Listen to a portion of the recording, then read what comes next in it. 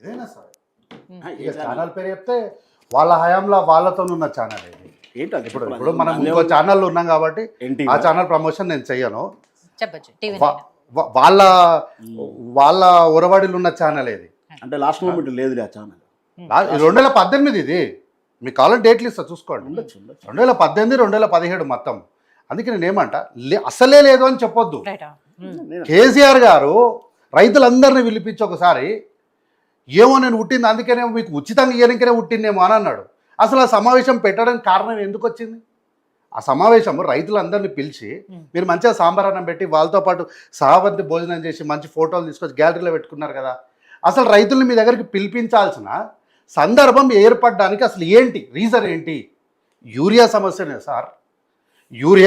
Urea సమస్య విపరీతంగా ఉంటేనే ఆ రోజులు రైతులందరూ తిరగబడుతుంటేనే ఇట్ట కాదు వాళ్ళందరినీ పిలిపియండి అని వాళ్ళని పిలిపించి ఉన్న సమస్యను వారికి చెప్పి ఇది విషయం అని వారికి మాయమాటలు మంచి మాటలు అంటే నేను తప్పు చెప్పాను ఏదో ఒకటి వాళ్ళని సర్ది చెప్పి ఆ రోజుకి మంచి ఇంత భోజనం పెట్టి ఆతిథ్యం ఇచ్చి వాళ్ళతో పాటు సహబంచి భోజనం చేసి మీకు ఉచితంగా ఇస్తా యూరియా అని ప్రామిస్ చేసిండు.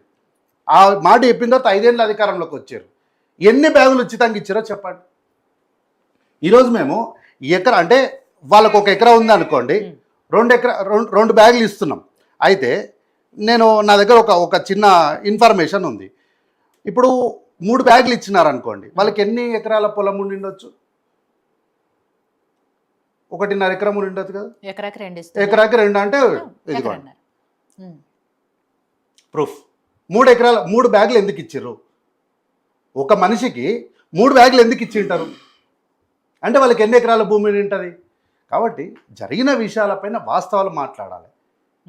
ఉట్టిగా కాంగ్రెస్ హయాంలా చెప్పులు పెట్టినరు అని దాన్ని నిజం చేయడానికి బీజేపీ బీఆర్ఎస్ పార్టీ 2 కూడా బలుక్కొని మీరు యూరియా పంపించకండి, మీరు యూరియా కొంచెం ఇట్లా హోల్డ్ చేస్తే ఇక్కడ రైతులు ఆటోమేటిక్గా మేము వెనకకెళ్ళి ఉసిగొలుపుతాము, వాళ్ళ లైన్లో పెడతాము. కాబట్టి మళ్ళీ ఇక చూసినారా పాత రోజులు వచ్చినాయి అప్పుడు పెట్టినరు మళ్ళీ ఇప్పుడు పెడుతున్నారని దాన్ని మళ్ళీ మేము ఇక్కడ ప్రచారం చేస్తామని మీరు బుడుపుటాన్ని నడపొద్దు. మీరు ఢిల్లీలో బీజేపీ నాయకుల్ని కలుస్తలేరు, ఇప్పటికీ మీకు వాళ్ళకి సంబంధాలు లేవని మీరు ధైర్యంగా చెప్తారా? ఒక్కనాడని చెప్పినరా? సీఎం రమేష్ గారు వచ్చి నువ్వు నా ఇంటికి రాలేదా ఏం మాట్లాడినావు చెప్పమానంటే మీరు నేరుగా ప్రెస్ మీట్ పెట్టి నువ్వు మాట్లాడిన తప్ప దమ్ముంటే పెట్టు నీ సీసీటీవీ ఫుటేజ్ పెట్టాను. ఒకరోజు మాట్లాడలేదు వీళ్ళు. సాక్షాత్తు నరేంద్ర మోడీ గారు ఇక్కడికి వచ్చి నా కాళ్ళు మొక్కిండు కొడుకును ముఖ్యమంత్రి చేయమని నేను సహకరించలేదు అని అంటే అది తప్పు అని ఈరోజు వరకు ఒక డాక్యుమెంట్ ఇవ్వలేదు. ఈరోజు జరుగుతున్నటువంటి శాసనసభ ప్రత్యేకంగా కాళేశ్వరం గురించే ఇప్పుడు వర్షాలు ఎప్పుడు వచ్చినాయి మనకు? Hardly 1 week 10 days ago.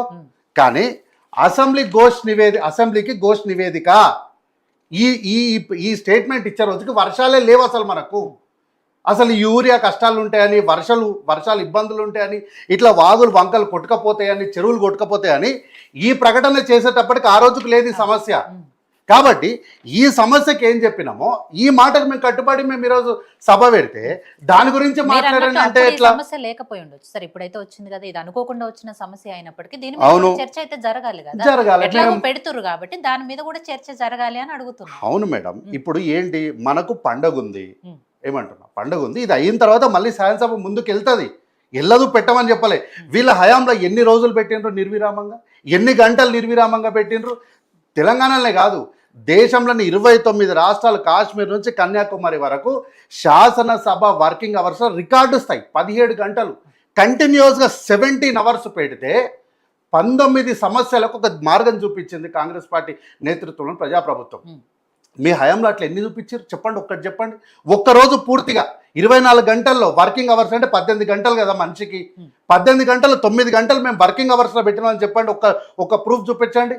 మేము రికార్డు స్థాయిలో చేసినాం. కాబట్టి మీరు మా చిత్తశుద్ధిని పెట్టొద్దు.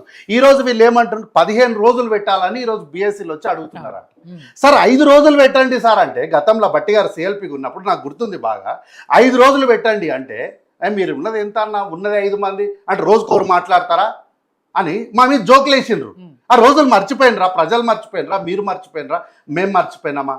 ఎవరు మర్చిపోయినా గూగుల్ అయితే మర్చిపోదు కదా, ఇట్ట కొడితే అట్లా వస్తుంది కదా.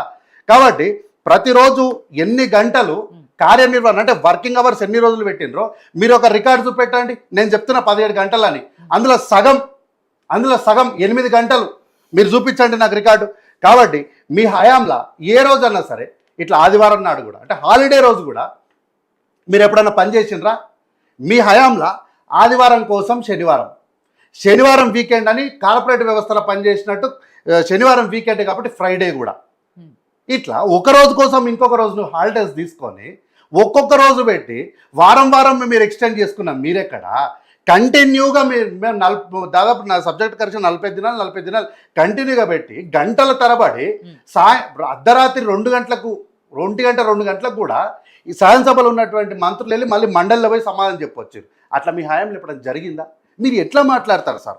మాట్లాడొద్దు. ఈరోజు ఏదో పెడితే ప్రత్యేక సమావేశాల్లో కాళేశ్వరం గురించి అంటే టైం ఇస్తారంట వీళ్ళు ఏందో పవర్ పాయింట్ ప్రజెంటేషన్ చెప్తారు. వీళ్ళ పవర్ పాయింట్ ప్రజెంటేషన్లో ఏం చెప్తారు మేడం?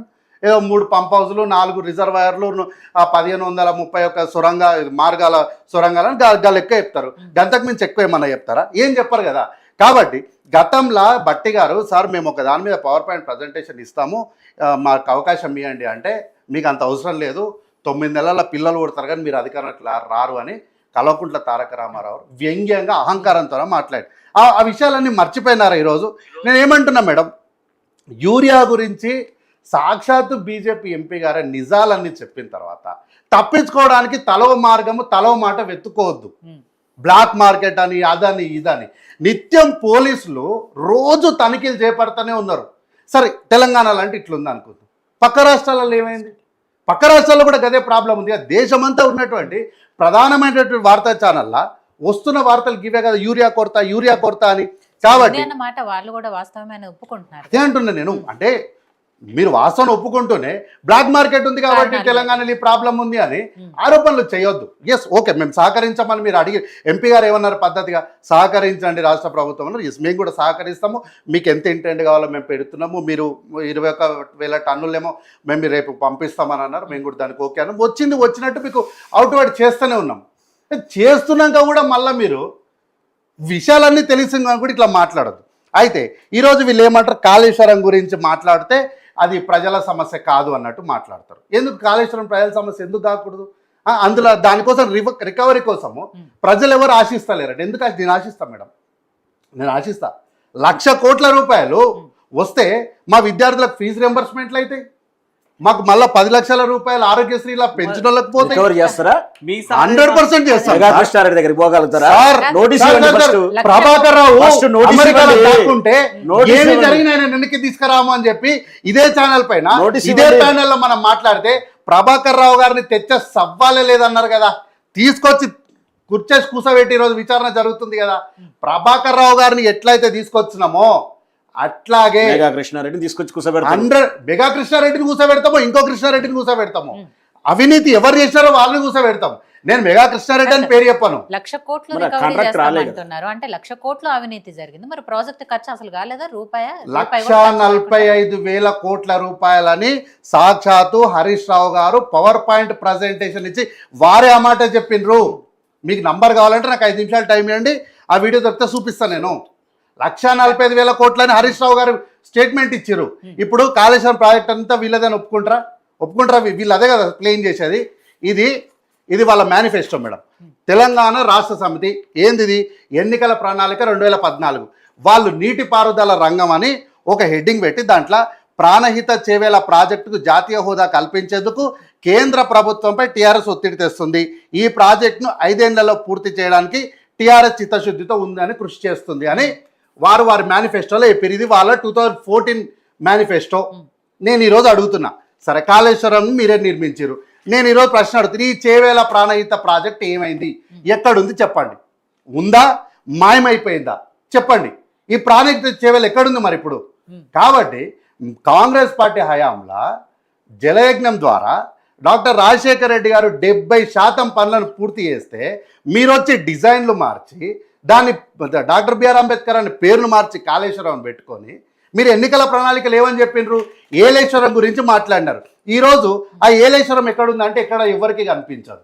ఏలేశ్వరం గురించి మాట్లాడిన వాళ్ళు మీరు ఏలేశ్వరాన్ని మర్చిపోయి కాళేశ్వరాన్ని తీసుకొని వచ్చిండ్రు. ఇచ్చంపల్లి గురించి మాట్లాడినాం, మీరు ఇచ్చంపల్లిని తీసుకపోయి మీ ఇష్టానికి ఏడ తాపెట్టిండ్రు. మళ్ళీ మేము వచ్చి బనకచెర్లకు అడ్డంగా ఇచ్చంపల్లిని తీసుకొని వచ్చి ముందర పెట్టిన తర్వాత ఇప్పుడు వీళ్ళు వచ్చేమంటారు, లేలే కాళేశ్వరం గురించి కాదు చర్చ జరగాల్సింది యూరియా గురించి అంట. ముందు కాళేశ్వరం గురించి మాట్లాడండి సార్. తర్వాత మనం యూరియా గురించి మాట్లాడదాం, వానల గురించి మాట్లాడదాం, వరదల గురించి మాట్లాడదాం. అయితే మెగా కృష్ణారెడ్డి దగ్గరికి మీరు పోగలరా? మీ జాతకాలు ఆయన దగ్గర లేవా అంటున్నారు. ఉన్నాయి సార్, ఉన్నాయి, మా జాతకాలు ఉన్నాయి. మా జాతకాలు వాళ్ళ దగ్గర ఉన్నప్పుడు వాళ్ళు విపరీతంగా బాండ్స్ ఇచ్చి, ఎలక్ట్రల్ బాండ్స్ ఇచ్చి, డబ్బులు ఇచ్చి, నిధుల్ని వరదలాగా పారించి ఛానళ్ళు పెట్టి దాంట్లో మెయింటైన్ చేసిన రోజు 2023 నాటికి మా జాతకాలు వాళ్ళ దగ్గర ఉన్నాయి. మా జాతకాలు వాళ్ళ దగ్గర ఉన్నప్పుడే మేము ఎన్నికల్లో గెలిచి అధికారంలోకి వచ్చినాము.